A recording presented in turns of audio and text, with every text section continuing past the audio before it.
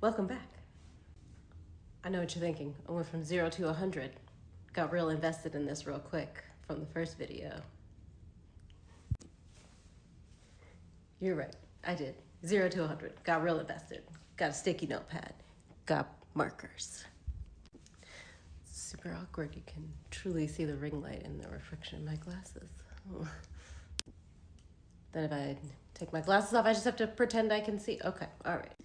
All right, well, we're just gonna do the close-ups without my glasses because the ring light truly shows, and then I feel like I look psychotic. So anyway, welcome back to Social Work Exam Prep, where we're gonna do some practice questions on this channel and go over the reason that the answer is right and why. A little history, a little understanding, help you get ready for your social work exam. Okay, let's get started. All right, ethics practice question. According to the Tarasoff Decision, social workers must A, notify both authorities and intended victims of imminent danger. B, seek inpatient hospitalization if dangerousness exists. C, notify only the intended victims of imminent danger. Or D, identify the risk factors that are linked to dangerousness to others.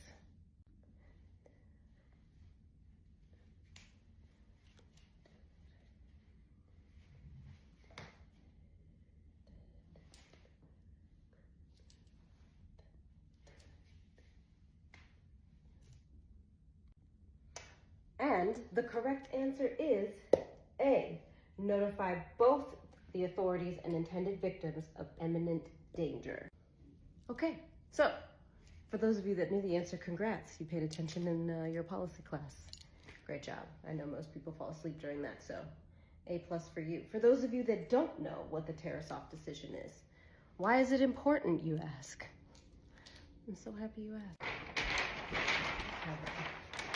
Emotional.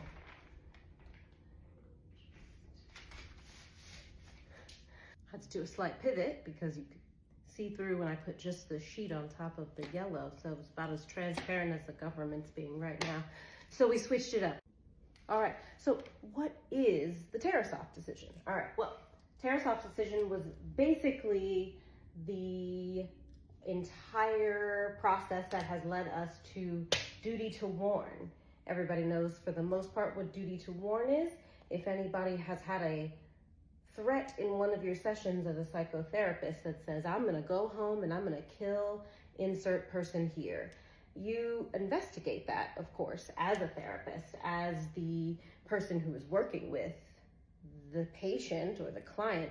You investigate that, right? Peel that layer back. What do they mean? Because obviously some people could be saying things for hyperbolic emphasis, or could just be frustrated, and so we don't need to break or breach confidentiality for that. But if they say, I'm gonna go home and I'm gonna kill X person and here's how I'm gonna do it, if they are like every other villain in a movie and they reveal their maniacal plan to you, then you have a duty to tell the world, or at least not the world, okay, the authorities and the intended victims. You want to make sure that they are aware that something's coming for them. In 1976, the California Supreme Court made a decision on this ruling, which basically requires psychotherapists, all of us, to breach patient confidentiality in order to protect a third party from harm and or danger, especially if someone has made that threat, someone having homicidal ideations. I would even look into exploring a little more of someone's plan if they're having suicidal ideations, because sometimes people who are having suicidal ideations also may be planning to go home and take someone else out with them. You want to make sure that you understand either of those two scenarios. That includes if they plan to just harm someone and maybe don't have homicidal ideations in full.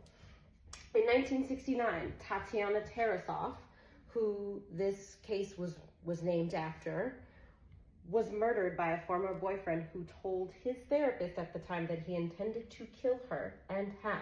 The lawsuit that was filed led to this ruling that requires us now as psychotherapists to break that confidentiality clause and share with the person who is the intended victim, as well as the authorities, with what happened in session, as well as what could happen if this person leaves or now that they have left, in case they do leave your office. If you're not able to keep them there and try to make sure that everybody is reaching safety, including you.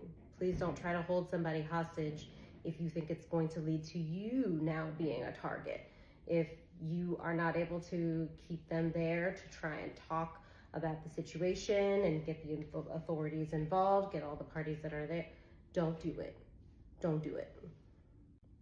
So the reason that this is important is because you want to make sure, as a psychotherapist, as the clinical social worker, that you are establishing what it means in the very beginning, that if somebody says, I have plans to hurt someone, that you have this legal duty to warn them. You do.